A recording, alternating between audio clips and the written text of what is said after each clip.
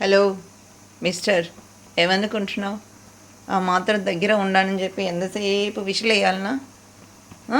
విసిలేస్తూ ఉంటావు. నీకు అసలు భయం ఉండదు. మా ఆయనకి చెప్పానంటే మామూలుగా ఉండదు. ఏంటి మా ఇంటికి వచ్చి మరీ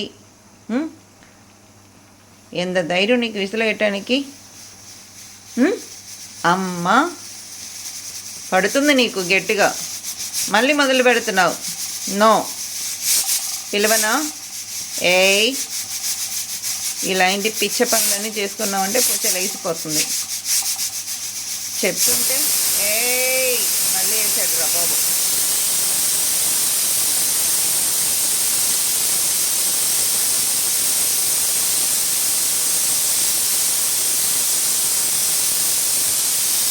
చెప్తున్నాను కదా, ఇలా కొట్టండి.